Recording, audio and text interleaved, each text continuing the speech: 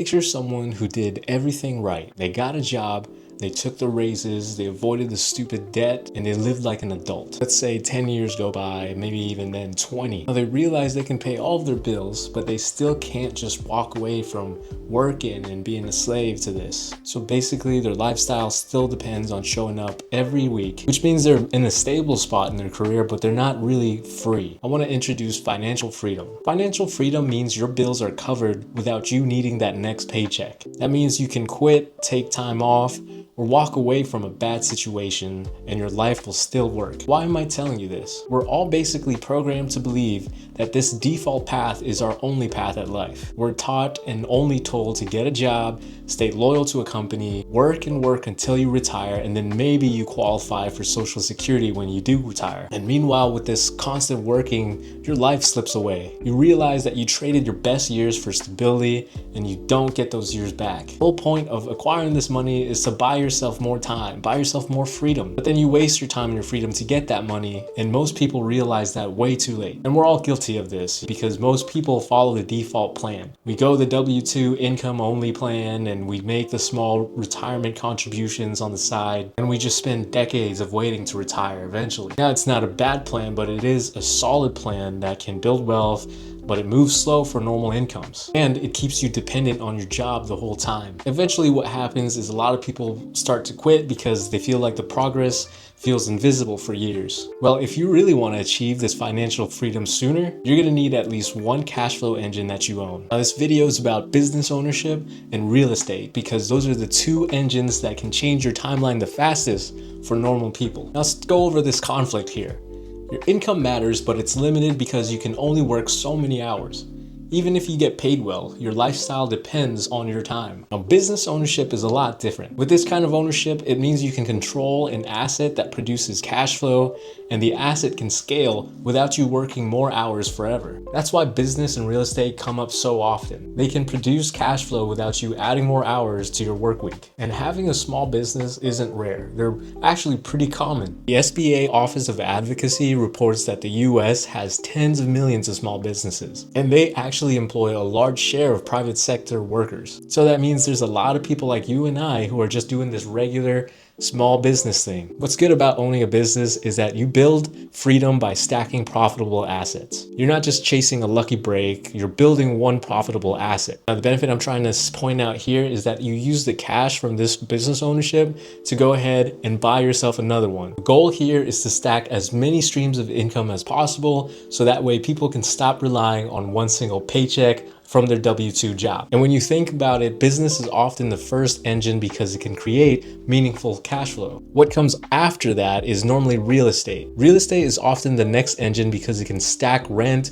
leverage, and long-run appreciation. And that doesn't mean you can't invest. You just do that in the background, but now you have more capital to throw in than when you were just working your regular 9-to-5. So let's dive in a little further and how you can get started on owning a business of some sort. Let's talk about buying a business. Buying a business is often faster than starting a new one because the cash flow already exists. When you buy a business, you're buying customers, operations, and revenue that's already existing, it's already in place, and it's already happening. Now, this is a real concept because businesses like this sell every day. There's a lot for sale. And like I mentioned before, people buy them because of the proven cash flow it already has. Now, if you're new to this kind of industry, cash flow just means what's left after expenses. In many small business listings, cash flow is shown as the seller's discretionary earnings, which is a common way to describe what an owner-operator can take out before owner-specific choices are adjusted. And the point in this is verifying what that business actually produces. So here's what to look for when you're shopping around a business model. If you're wondering where to start, what kind of model to get into, or what special niches that are in demand, you'll want to look at something that has repeat demand, simple operations,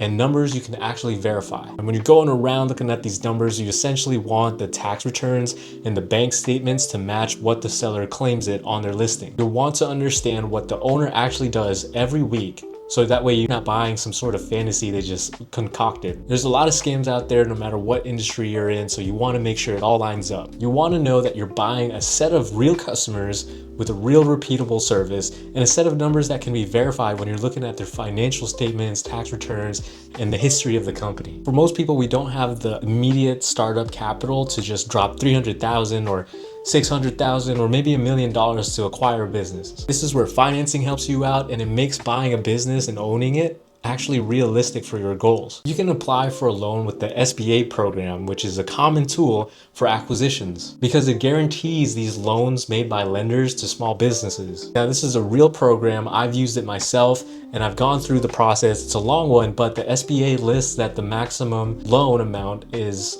$5 million.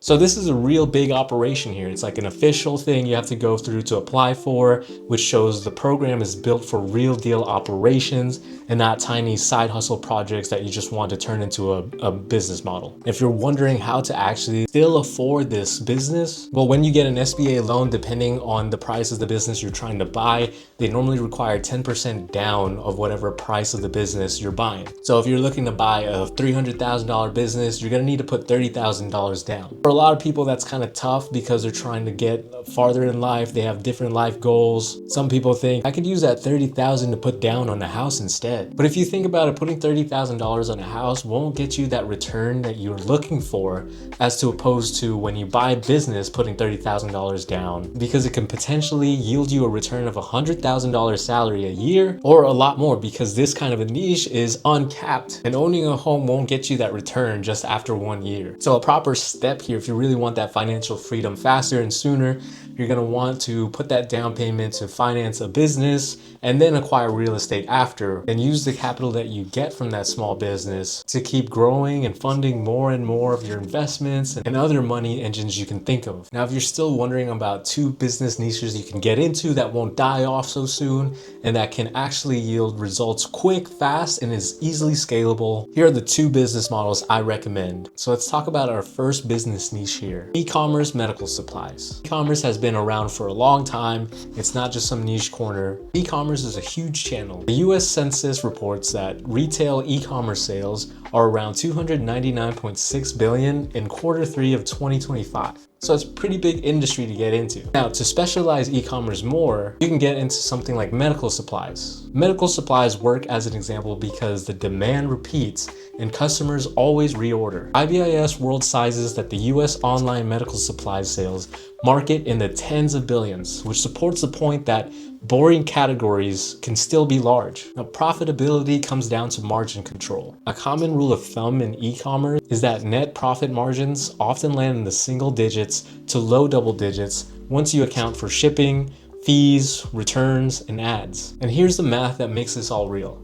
If a store does $25,000 a month in revenue and nets 10%, that's $2,500 a month in net profit, or roughly $30,000 a year. If it does $80,000 a month, at 10%, that's $8,000 a month net and $96,000 a year. And that's basing the numbers off the math if numbers and operations are tight. Medical supplies are a perfect model to use to scale because there are so many companies you can work with and contract with, like clinics, hospitals, chains of government clinics, the military, the government, universities, and just small individual clinics. There is a market for everything, and they love to have small business owners as part of their network. And a lot of the times there's a standard automatically monthly order that keeps reeling you in, generating you more profits and recurring customers. And as you scale, you should be thinking about automation. Automation in e-commerce is removing your manual work and making your life easier. An example to do this is that you use a 3PL for fulfillment, you standardize your SKU list, you set reorder points, you set a subscription model or reorder flows wherever it fits, and you hire customer support so the inbox messages alone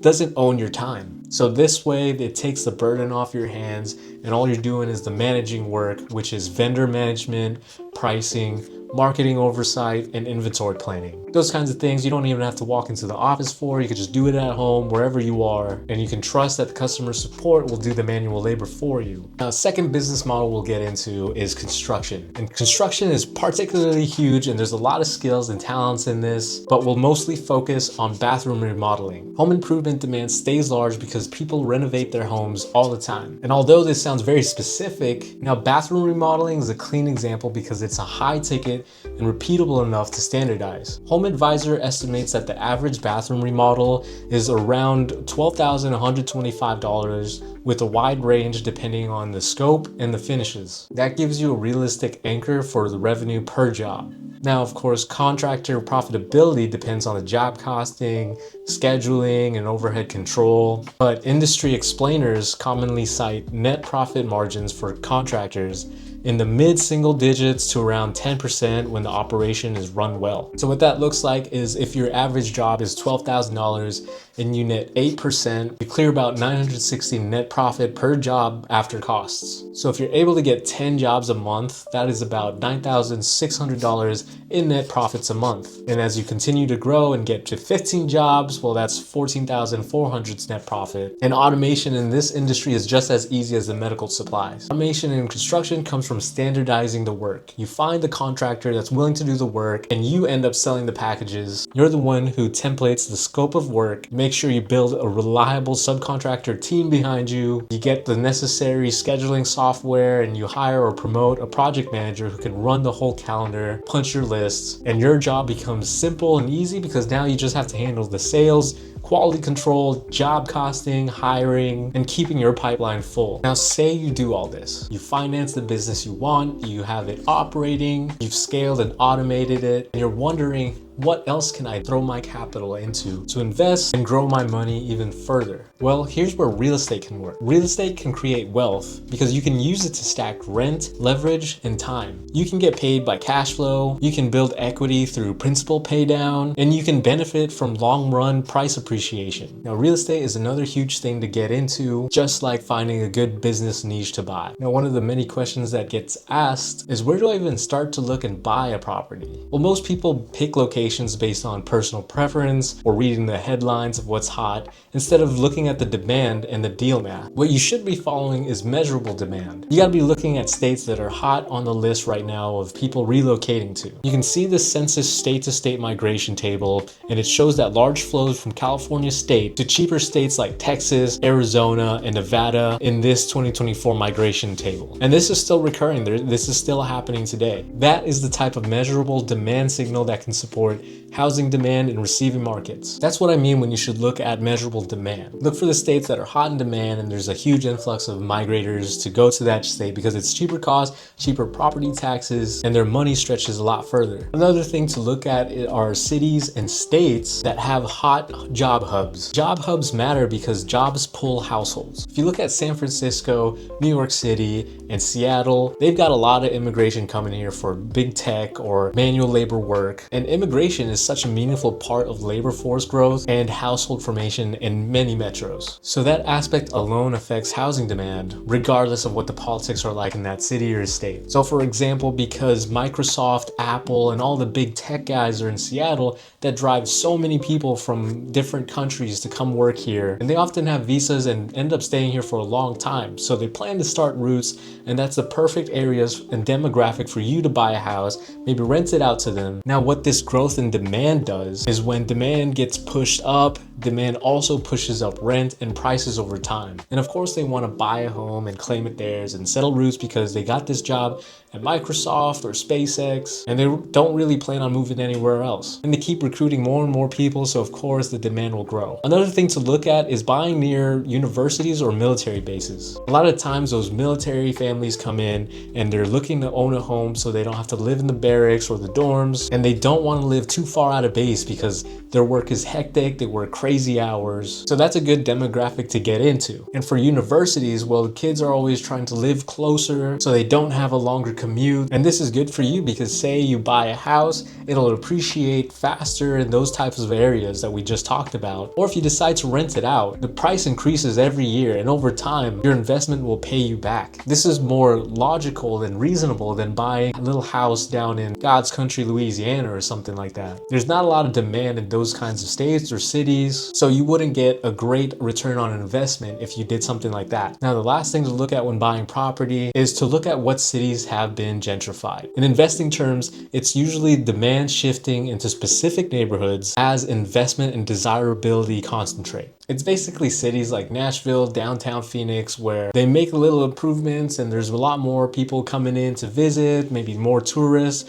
or maybe more people moving there, creating finding better neighborhoods, doing their cool little niche bars. And this will work out for you because a lot of people would love to move to a place where there are live shows, more things to do at night, more restaurants to try and eat. I mean, Austin, Texas is a prime example of that. There's a lot of people moving there now. What I'm trying to say here, guys, is that the practical move is tracking metro and city growth and then following where the demand and the reinvestments are visible and the rent math actually works out for you. And a lot of people get scared diving into this kind of thing of owning a business and getting into real estate because they say that you should just stay simple. Business and real estate can be a lot stressful, and it does come with more risk, responsibility, and problems that you just can't ignore. But the trade-off here is night and day. We're talking about speed and control. W-2 jobs are slower because it depends on how many hours you work, but business ownership can move a lot faster because it depends on how much you work and put into your business. And it's an industry where if you work more hours, you actually see the effects it has on your paycheck. So I know we just went over a lot there. There's a lot of information to go through, but here's the actions checklist in order to keep it simple. Start by getting your finances stable so you're not one emergency away from blowing up your whole plan.